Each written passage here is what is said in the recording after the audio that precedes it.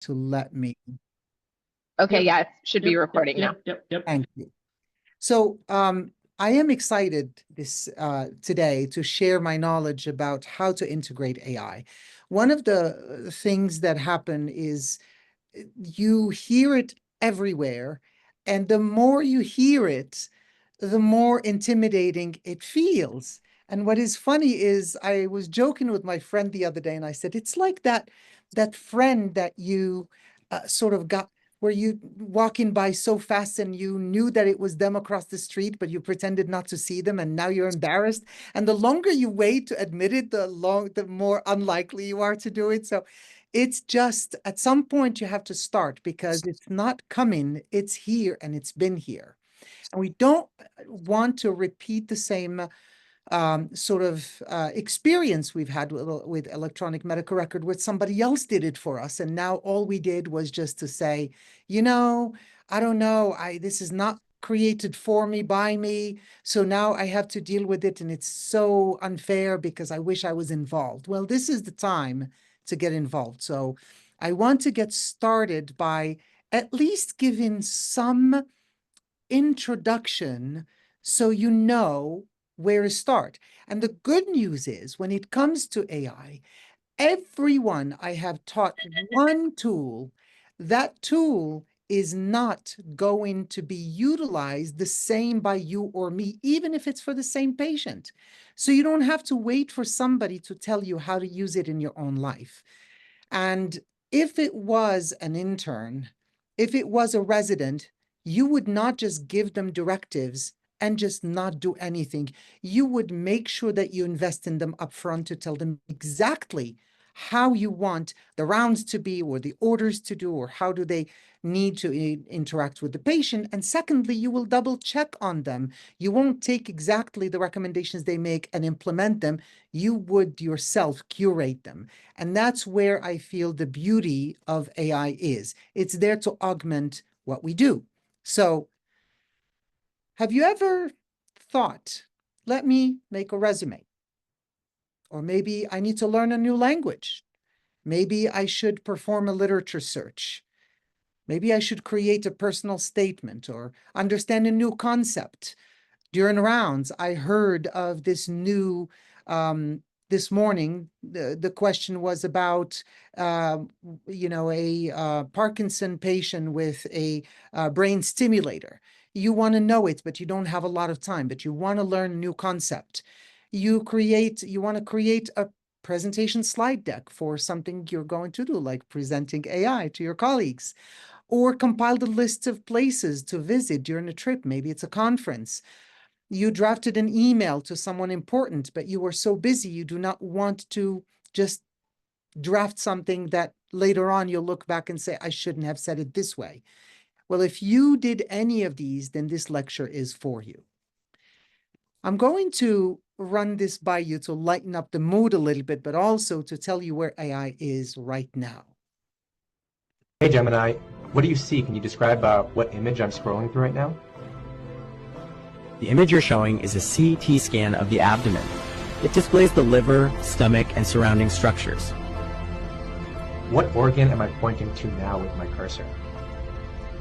You're currently pointing to the spleen with your cursor.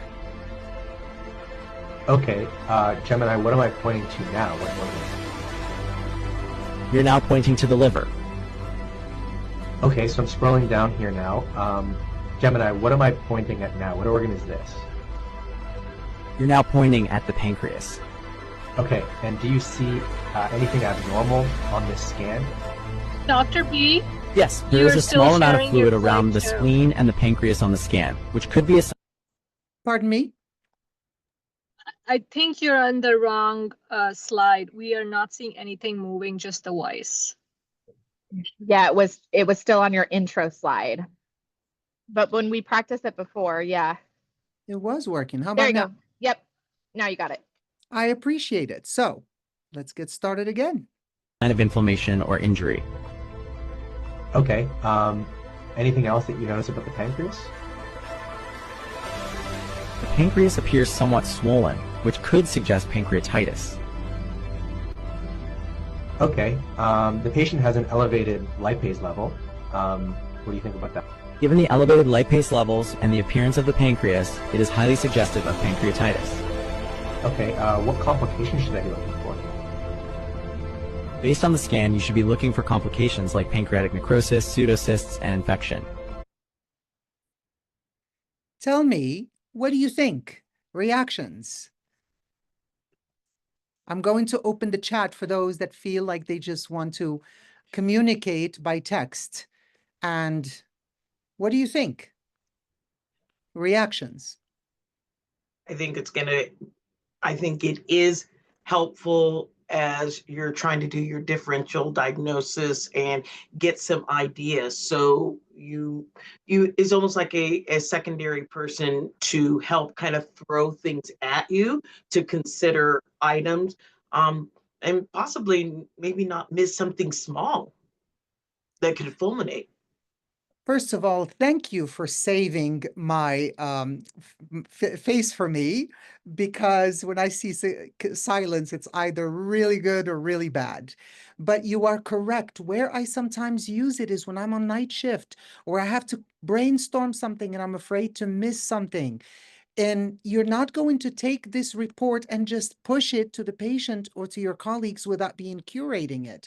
But at the same time, it does make you ponder. Is this where we are now already? So most of you have heard of ChatGPT. ChatGPT has partnered with Microsoft, but we also know that there's Google. So Gemini is Google, and you can use it already now, and they have come a long way in medical applications. Hey, Gemini. Software. So many of you say, well, how just popular is this? So this is as of February of this year. And according to OpenAI, the chief operating officer, they receive 400 million weekly users. Weekly users. In December, Sam Altman, the CEO, said that they receive 1 billion messages per day to their ChatGPT. Think about it. 1 billion. The amount of data is extraordinary. Where are we in terms of generative AI? And I want to make already something simply understood. AI has been there for a long time. Generative AI is the one that is now more popular, and it started in 2022. And when we see the first AI wave had limited capabilities in the 80s to 90s. And then after that, in the 12 to 22, we started to see more of the neural networks. It's fragile, it's expensive training data, but it's successful at narrow tasks. What we are seeing right now in the past couple of years is the seeing perhaps what we call agentic AI, where you see not only just one task, but multiple tasks done by a decision-making agent. Where is it in healthcare today? We start to see to the left-hand side scribes. This has been taken medicine by storm. If you haven't used one, I encourage you to do it. It is incredibly powerful. If we have time, I can do a demo, but I wanted you to be aware that this goes to the heart of physician burnout. A lot of us spend, and this has been documented, an average of 2 hours in our non-clinical time to take care of our notes. And yet, an AI scribe that could be there takes everything, cleans it, while detaching you from the computer and giving your gaze to the patient, holding their hand rather than your hands on the computer typing. To the right upper corner, you have emotional AI, and emotional AI is powerful. I showed it to some of my residents yesterday, where it detects the patient distress, the words that are used, and analyzes how to answer. I've used it. How do I speak to this family who is a 43-year-old mother that is dying on multiple pressors and on a ventilator, and she has a teenager and a husband at the bedside. Provide me with compelling, emotional, but authentic words that are honest to convey to them the bad news, but share with them that I care. Literature search is now beyond. It is incredible. It not only gives you within a few seconds literature search, but also insights and gaps in research. Data analysis, you can take your data and upload it to an AI, whether it's ChatGPT or otherwise, provided it's non-confidential, and it provides you with data analysis that used to take weeks and requires statistician. It can suggest to you data analysis tools and why would I use one versus the other. There's the hype and there's the reality. From the hype, we think that we hear it's going to replace physicians completely. It is already being used in radiology and pathology. It is not replacing physicians. However, much like EMR, 10 years later, those that don't use EMR are finding themselves much more challenged to practice these days. And so if you do not use AI, at some point, it's not AI that's going to replace you. It's someone who uses AI that's going to replace you. And even the EMR, it was touted in the hype that it's going to fix medical error. It didn't. So it's not flawless. It actually is something that requires us to be in the picture. What is generative AI? And this is where I want to, once we establish the why, I want to establish the what. Generative AI is where you have a model that starts to generate the next word. And the next word is generated based on the probability of that word following the other. So I'm going to ask everybody, and you can put it on the chat if you want. If you hear me say peanut butter and jelly. Thanks, Paul. Thanks, Mary. You just did it. And in fact, once you think about it this way, it makes perfect sense. Except this model has been trained on trillions of texts.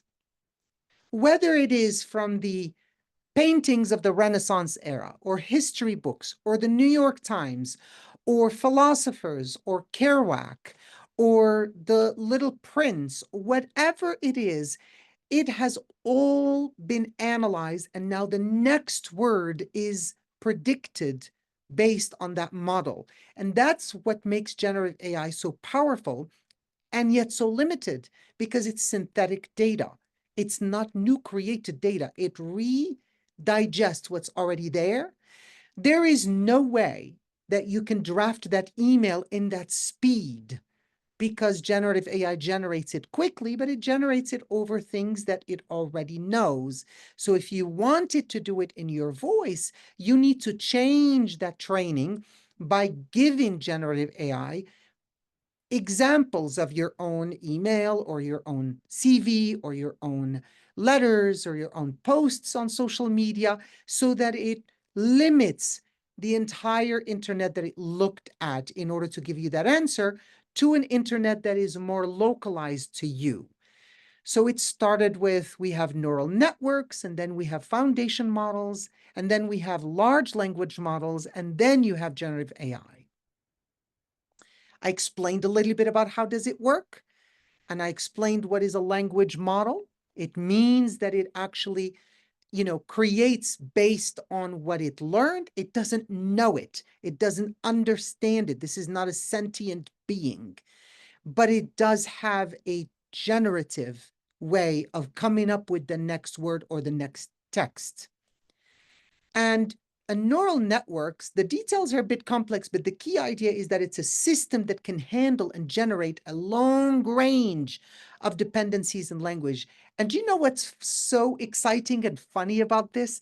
Is that it actually is now challenging neurocognitive science. The things we used to call intelligence is just language skills, not intelligence. So immediately you're going to tell me, so this is not an intelligence. And I'm going to say, you're absolutely right. This is not an intelligence. This is a language model. It's a generative model. It is not intelligent per se, or we should change the definition of intelligence that we had before.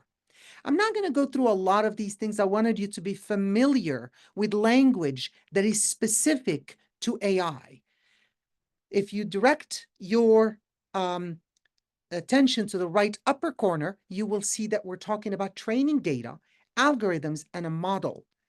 A model has to have algorithms and it has to have training data, which means that if you used non-fresh ingredients to make something in the kitchen, it's going to taste that way. So if you just think that your AI is all the same, think again. You must ask, what did this model get trained on? I always give a joke about a friend of mine who was having a little, rainy day with the relationship with her husband, and she went to an emotional AI and asked it what to do. And the emotional AI went out and kept saying, you deserve better than this. He should know your worth. You should divorce him. And that was shocking until I asked the question, do you know what training data was trained this model on? And it turns out that it was trained on all the Harlequin romantic novels that have this utopic view of romantic love. And of course, it's going to give you that. So you have to understand before you use a model, what was it trained on? On the left-hand side, we start to talk a lot about interpretability and explainability of AI. Those are keywords because we are now going to be seeing AI used in reports of radiology and pathology, because the access to the patient portal is demanding that patients have access to their results before the physician had the chance to meet with them. And they start to panic over these results of a nodule or of growth over and so on. So the AI has to have outputs that are explainable and interpretable. The human in the loop, I put it in the center because it's such a huge thing. You cannot deploy AI without human in the loop. We're starting to now realize how much the AI model does not have place for vacuum. It doesn't have a place for, I don't know. It is mandated to answer. And if it has to answer, sometimes it makes up something that wasn't there, but it looks so real that we call it lying with confidence. I wonder where they learned that from. So it's important to understand human in the loop. You can't put out an output until you actually reviewed it. To the left lower corner, you need to understand also that any AI you take, you have to understand what data was used, how was it trained, where was it tested, and how you're going to deploy it in your department or your own household, whatever that is. Because if I'm going to deploy it, I need to understand the readiness of my staff.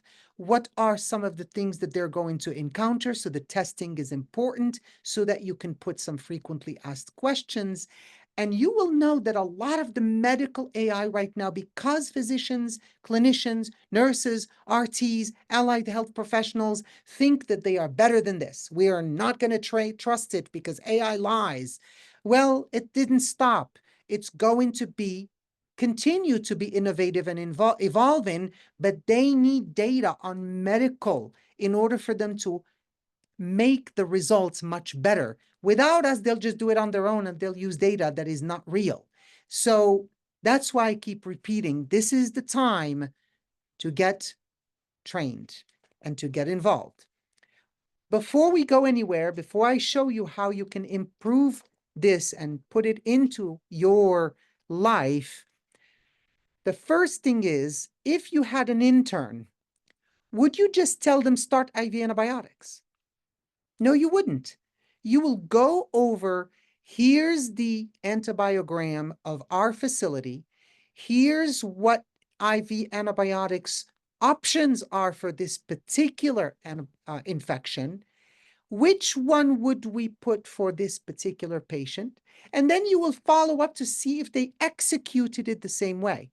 So when it comes to AI, somehow we have different expectations. You must tell it a directive that is specific and that you need to follow up on it if it's not what you want by reiterating the ask. We call that prompting. When it comes to AI, we call that prompting. So the prompt is your ask. And the more specific the ask is, the better you're going to get what you want. And if it's not exactly what you want and you reiterate the prompt again, the model is learning what you want, so it will give you what you want on the second or third or fourth iteration. So how do we create a prompt? It has to be specific. You need to set the context, state the purpose, and then verify the output. I love what you asked, Dr. Yi, and I'm going to address that. The question is, how do we utilize AI without encroaching on HIPAA? This is the big question. Unfortunately, when it comes to that, your institution has to have some level of communicating with the AI vendor in order not to infringe on HIPAA. But what can you do on your own? There are ways where you can download the model into your computer, and that disconnects it from the mothership so that you can, and this is huge, not just for HIPAA, but also for banks, for scientists who have a research and they don't want to share the data. You cannot trust that that data is going to be tested and not included in that AI. So what I've done in the past is I've de-identified the data, or if you cannot, then you have to have a model that is only in your unit and does not connect to anything else. There are now AIs that you can speak and they would only record in the moment until they transcribe, and then they delete everything. It doesn't go to any server. So there are ways, and it's getting better and better. But definitely looking at the privacy is one of the paramounts of what AI model do you choose.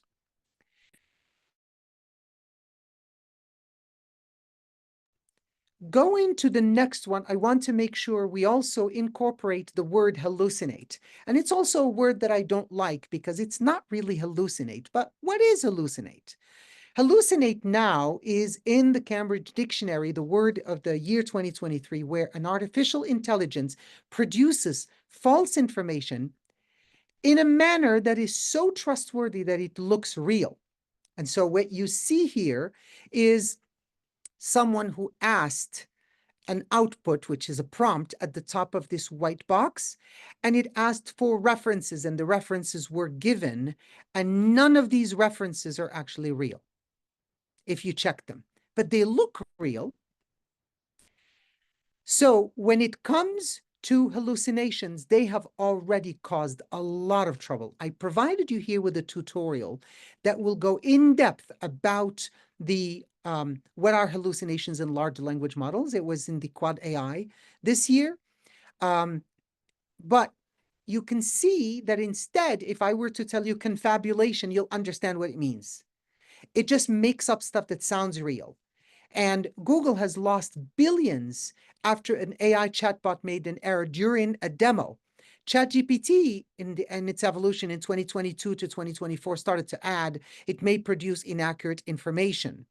And then when Gemini started to add racially diverse answers, it started hallucinating even in creating, well, Black Nazis in its output, and it created a huge problem for Google. That means they still did not hone in on how to strike the right balance between being diverse, but at the same time being accurate. And you see me here again, putting this human in the loop. You must be the curator. No matter how you use AI, you must disclose it academically, but at the same time, you are the ultimate responsible for the output. Good prompt. Tell me about sepsis. Too vague, too non-specific, no context. A good prompt is you tell it the context. As an ICU physician, I need a differential diagnosis for a 60-year-old diabetic patient with fever, hypotension, elevated lactate, include sepsis consideration and immediate next step. It's a specific scenario, it's a clear role, and it's a defined purpose. Why am I spending time on prompts? Because no matter what the AI you use, prompts are the absolute basic. If you use an AI that will create, I'm in AI movie making school, and you have tools where you give a text and it gives you a video. And then you're like, wait, what? And you have to ask, it's you who gave that text. You have to learn how to prompt in order for you to learn any AI tool. It's the basic. So this is, if I were to tell you, explain to me what is a Swan-Ganz catheter? Or number two, I want you to act as a professor in cardiology. Provide me an explanation on Swan-Ganz catheters. Even better, I want you to act as a professor in cardiology. Provide me with an explanation of Swan-Ganz catheters. Use fifth grade level language to explain it to me. Even better, I want you to act as a professor in cardiology. Provide me with an explanation of Swan-Ganz catheter. Use fifth grade language to explain it to me. Organize it in 10 bullet points and in 250 characters or less.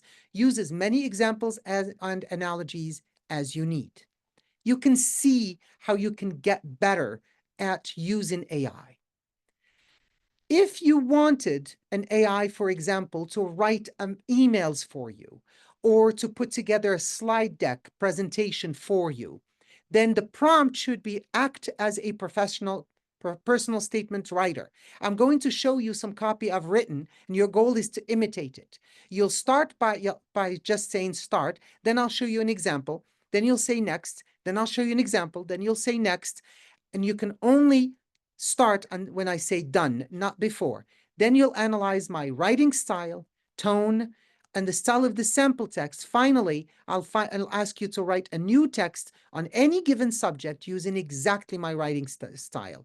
And then I copy and paste emails, I copy and paste my resume, I copy and paste a personal statement before, and then I ask it to give me a personal statement. Exactly as you would do with a medical student. You can't just ask a medical student to do an H&P. You have to give it H&Ps that they've done before. You have to give it, this is one that I've written, I want you to write it in this style, before you can say, okay, you can go on the EMR and start to write it. This is another slide just so that you can understand what is effective prompting. And this is in healthcare. Number one, you need to diversify your toolkit. For example, you can use Gemini and ChatGPT and something else in order. Each one of them has been trained on a different model. Look at you guys. You already understand what I'm talking about. You have to reiterate. You have to send it back and forth, so that you can create 3 or 4 versions and you can mix and match. You need to use personas. Did you know that I had fun using AI by saying, here's my business model. I want you to act like Steve Jobs. I want you to use everything on the internet that is Steve Jobs, interviews, videos, articles he's written, books. And I want you to analyze my business model as if you were Steve Jobs. People have had conversations with Beethoven. So you can have a lot of fun with it. And now we understand that there are psychological tricks. You can literally say, I'm going to be fired if you don't answer my question. So some prompting strategies, you can do one direct prompt, 0 shot. You can directly ask for an output without giving examples. It's called few shot prompt. You can do a chain of thought. I use this a lot. I ask the model to break down the reasoning step by step of how they came up with that particular output they gave you. Or I can sometimes just explain, then respond. I ask the model to explain a concept. Once it explained the concept, then I ask it to use that explanation in order to give me what I want. So what are the opportunities in critical care? If I can predict the next word, I can give it analytics and it can predict who of my patients will do better in ARDS and who doesn't. Last SCCM, last year, not this year, there was one particular speaker who deployed a model to analyze the vital signs of all the patients of septic shock that he treated. And they determined the subpopulation that responded to fluids within the first 15 to 30 minutes. And it was fleeting. And these patients went to join the others in needing more vasopressors, but somehow that subpopulation did better than everybody else. And now you could not see this by yourself. And once that created, now his group is focusing on that subpopulation. What's different about them? You can optimize your workflow. You can deploy scribes during your rounds. By the time you sit, you can literally start to see these notes. All you have to do is curate them and put them in your EMR. By the time you've done your with rounds, you're done.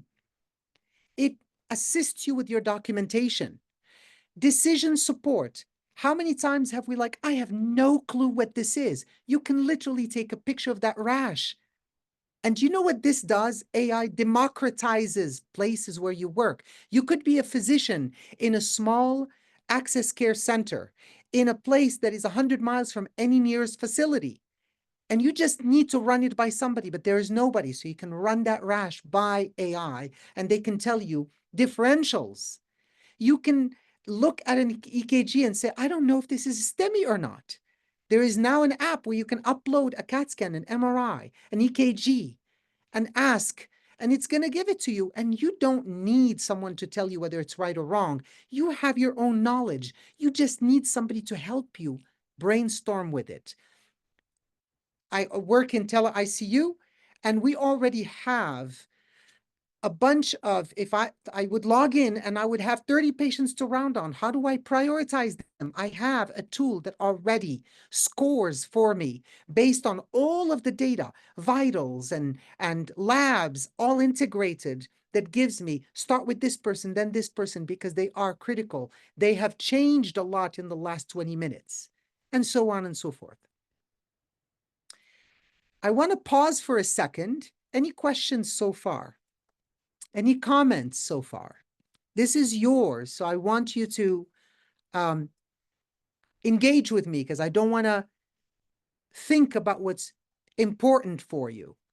A lot of you, if you're like me, we worry about the biases in healthcare, which are now documented. No one would come to you and say there's no bias in healthcare. However, if you train the same models to the AI, aren't you going to perpetuate it? Well, it sounds a little, theoretically sound, but honestly, I don't know what that means. And if there is, I mean, it's a system problem. How can I fix it? So I want to share with you this video. And to give you context, this is, before I move to the bias, this is one where AI is used for read-in echoes. This is a video where someone is doing a cardiac echo, and you have to wait, and you start to say, oh my gosh, what's the preliminary, and when is the cardiologist going to read it?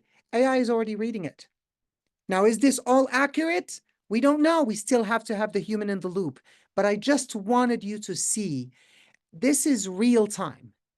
This is absolutely real time. So if you're not excited, I am. Other applications in healthcare, we talked about them. Image interpretation is a big one. This is one where there's already an artificial intelligence guided ultrasound by non-experts. And what it was, if you are somewhere where you have not trained in ultrasound, but now you have an ultrasound and you are the only physician there that night, and you want to know how to use it, there is an image guided. This is why we call AI democratizes the access to healthcare. But the pitfalls, as I mentioned, are the bias and inequity, and we'll talk about the bias in a second. Cybersecurity, thank you. for mentioning that about HIPAA and other. Over-reliance. Sometimes automation bias can lead to misdiagnoses. How many of us have the ability to see that EKG and it has a report? But we've grown to not trust it completely. We don't rely on it. So don't over-rely on it, on AI, because it does have the ability to appear confident. And then there are still some regulatory gaps.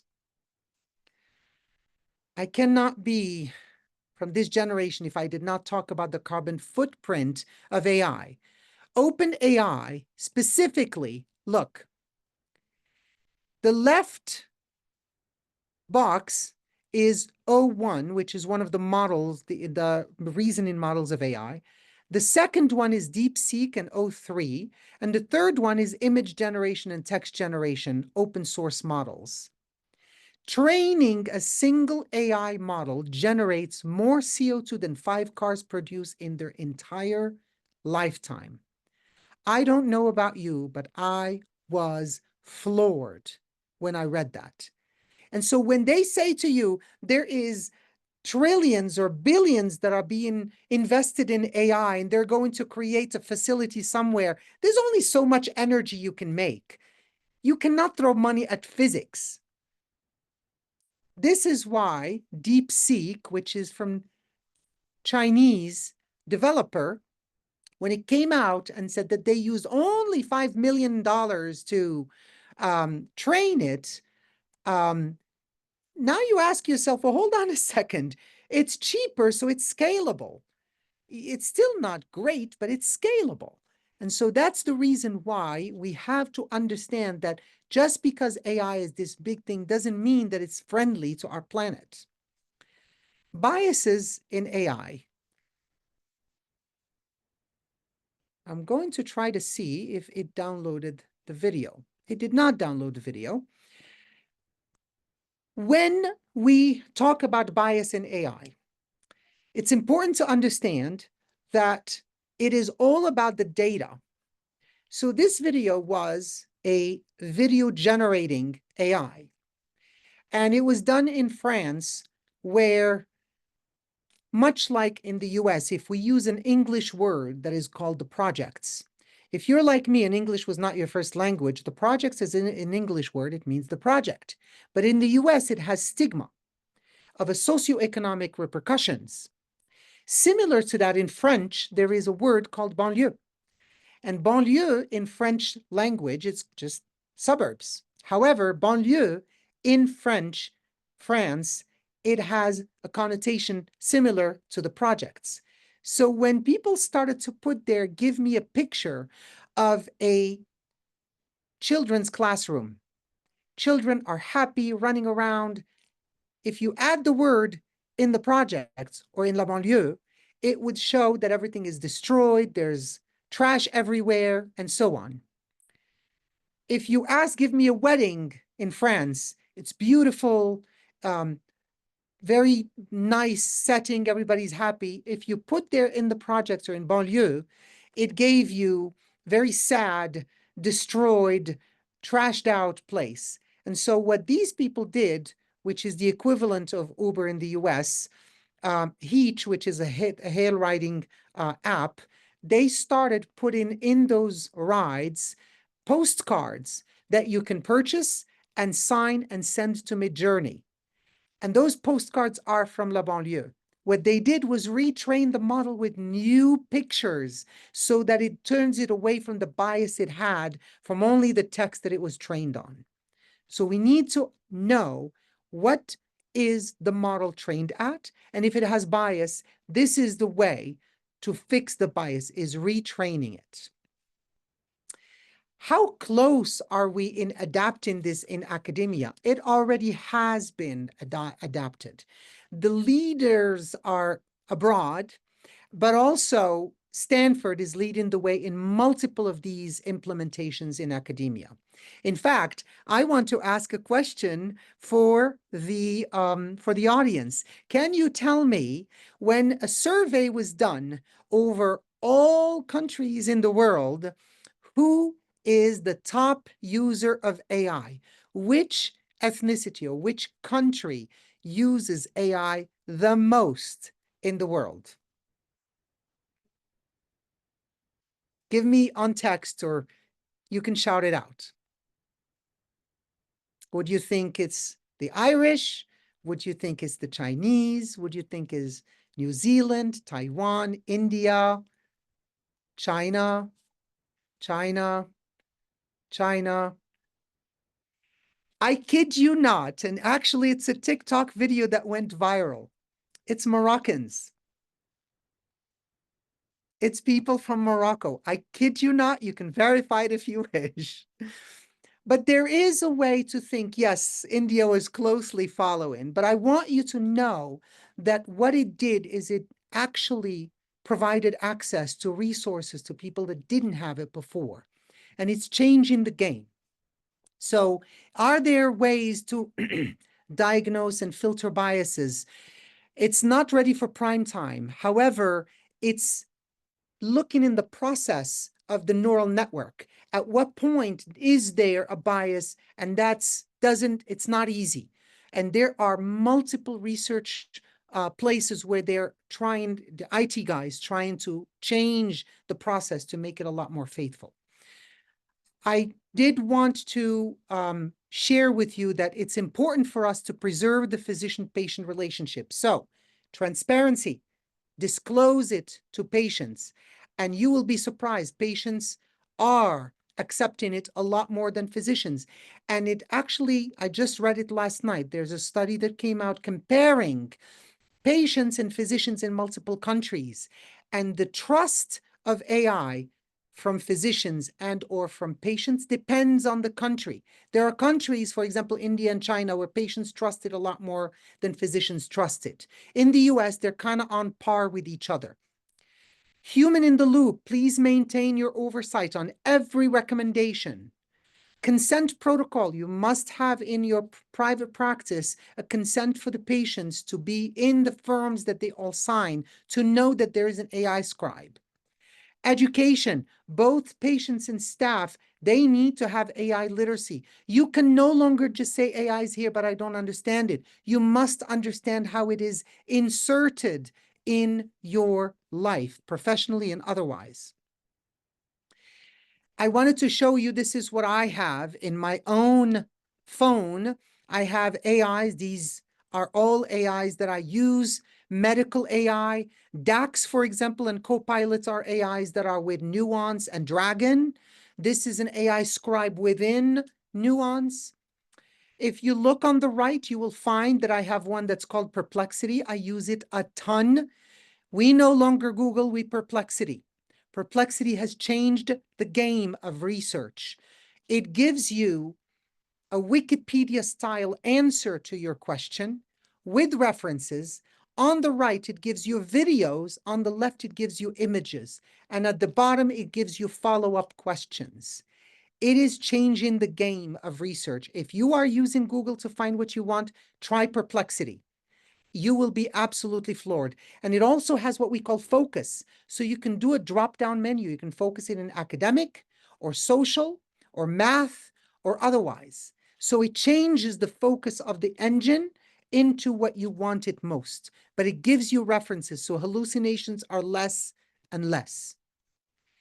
When we are talking about integration of AI, anything at all, and AI is also in that field, we have this curve. At first, a technology trigger. It was when OpenAI declared. Then you have a peak of inflated expectations.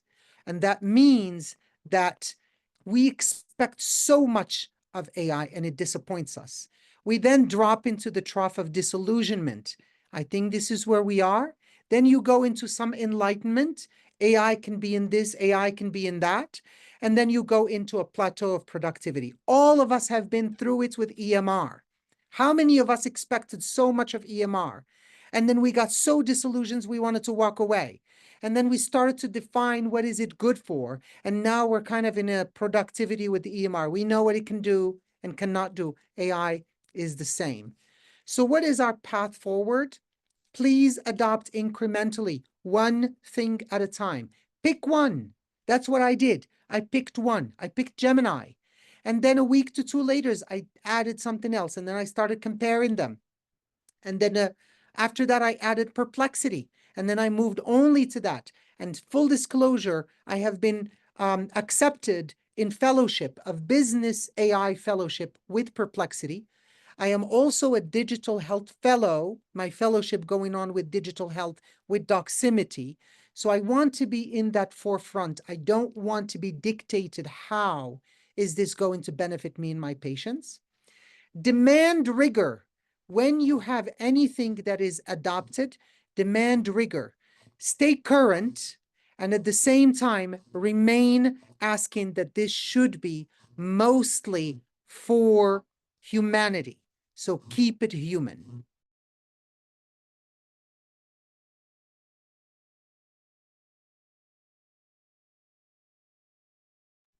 With that, I am going to ask now, tell me, how did you feel? What do you know? What questions do you have? And how can I assist in bringing this to your life? And in the last 5 minutes, I will share my screen and do a couple of demos so that you know what AI is and how could it be used.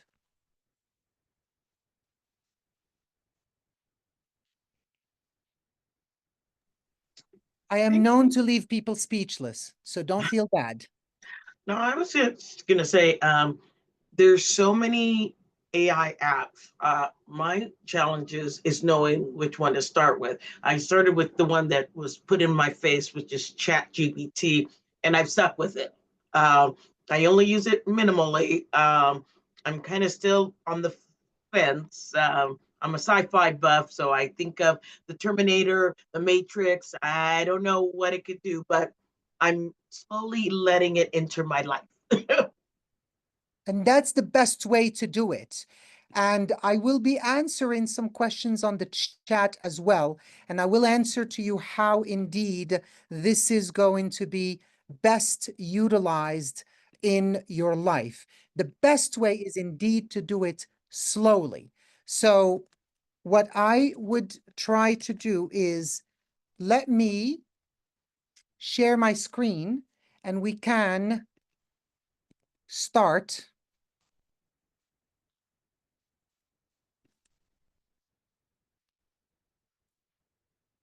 We can start by seeing how to start even today when you are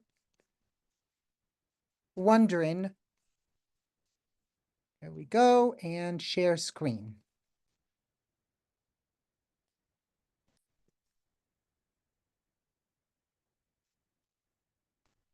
Okay, so I want to get started with AI. Where do I start? So the majority of us have a Gmail account. So I would start with that because every place that we have AI, you can click and it gives you a single sign-on.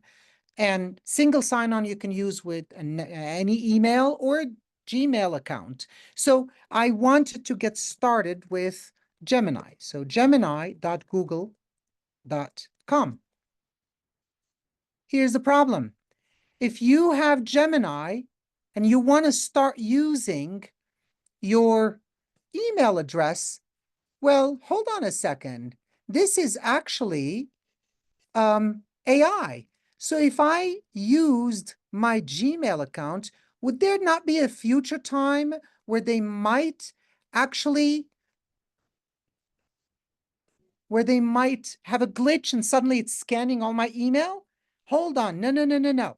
I'm going to start with a new Gmail address that I've never given to anybody. I did not use it for anything. It's a throwaway address, and that's the one I use all the time. I don't want it to scan who are my friends and who's my family. If there's a bank account information there, absolutely not. So let's go back to Gemini and know that I've already gotten that address. So I'm going to connect with the address I've chosen.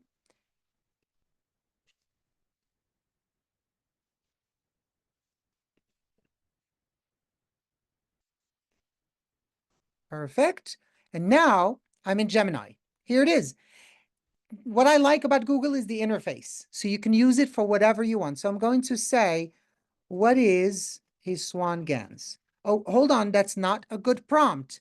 So I'm going to say, want you to act as a cardiologist or even renowned for interventional cardiology.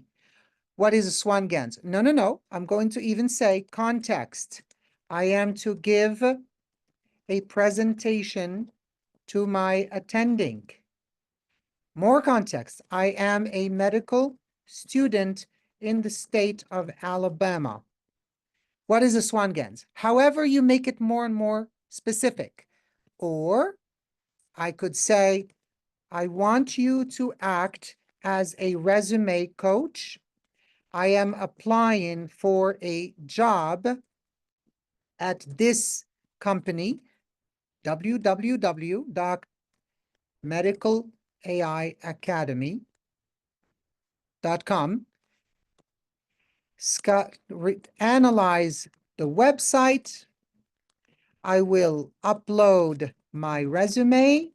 Give me critique on how to improve it. You can also analyze my LinkedIn account, and you would give the URL. Remember, it's connected to the internet. So of course, in Dr. B, California. There. Let's get started. Here it is, the focus, target audience, key themes, etc. Let's go to perplexity. Perplexity, let's say I want to research. Here's what I mentioned. You can choose to ask it whatever it is that you need in terms of what is a Swan Ganz. I'm just going to do it this way. You know now how you could make it better, but we're going to do it this way. And this is what I said. You can choose the focus, web or academic or social. So I'm going to leave it as academic. And the answer it gives you is not like up to date, is not like an article.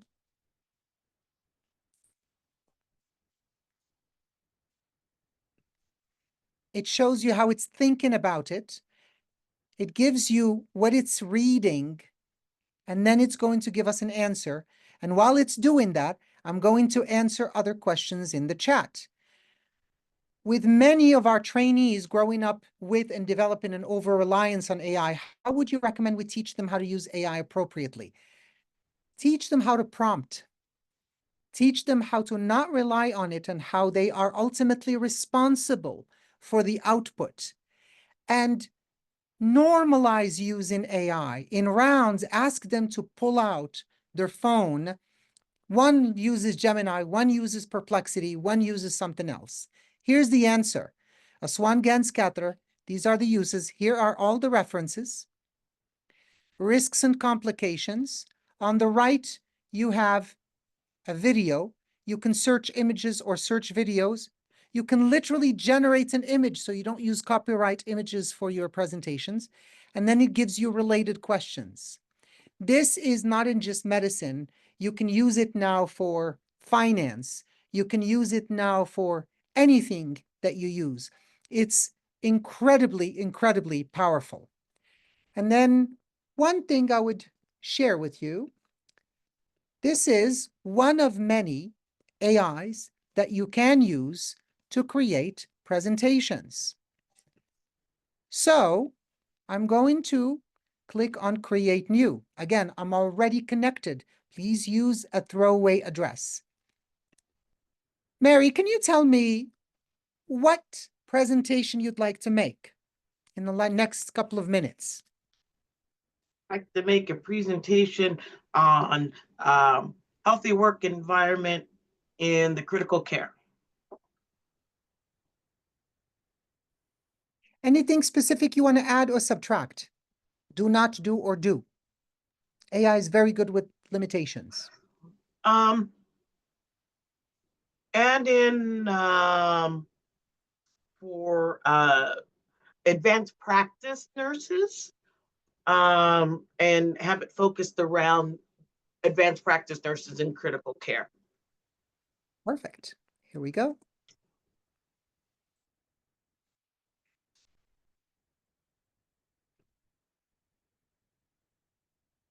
I want 8 slides. Again, you can make it as a web page, a document, or a social. And here it is. Gives you the outline. Once the outline is done, you can choose the style. I'm going to choose this style and generate. This has been now just a minute. We have 1 minute left, and let's hope it does it within that minute. Thank you for attending, all of you.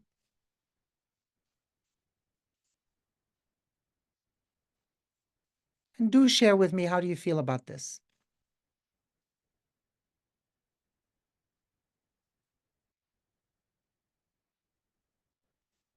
As you can see, it has looked on the internet and is populating all of the slides for you. Clearly, you still have to have human on the loop. So what we're going to do is go up here. You can download it to a PowerPoint, or you can just present it right from here.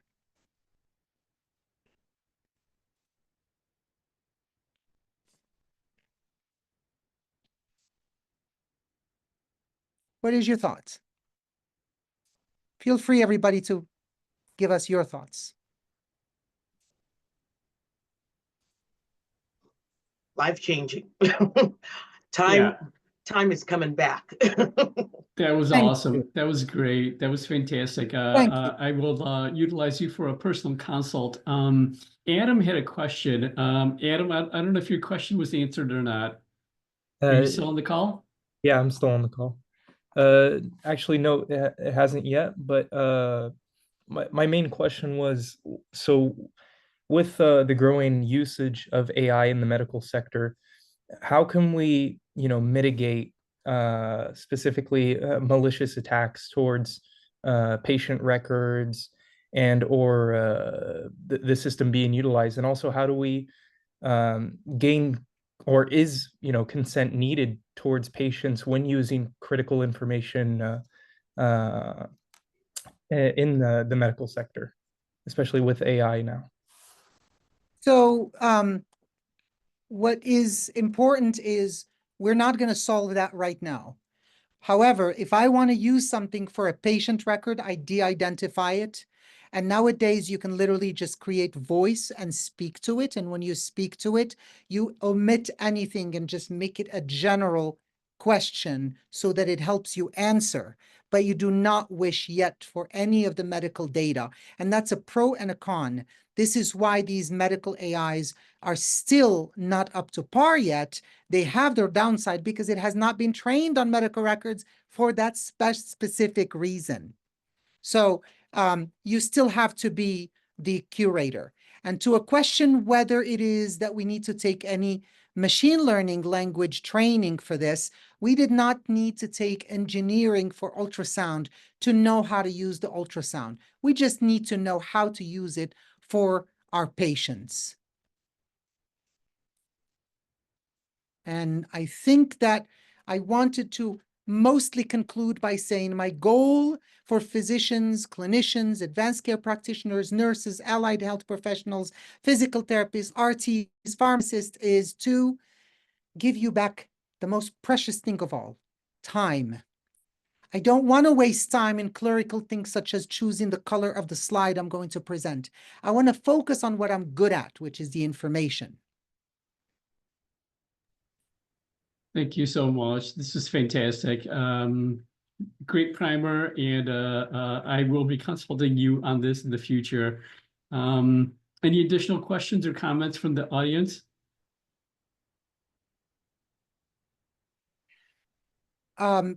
Jignesh, if you can mention the code for CE, I do not have it. But... I put it in the chat Dropbox, in the chat box. Let me know if you received it. Okay, so there is a link with credits claiming slides, correct? Yes. It's still downloading because it's using my computer for Zoom. So, yes. So Please. you need to text to the number. The number you need to text is 916-866-7913. And what you need to text is JONROT,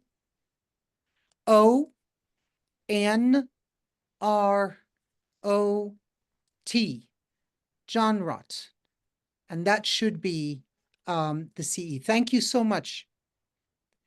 I appreciate all of you.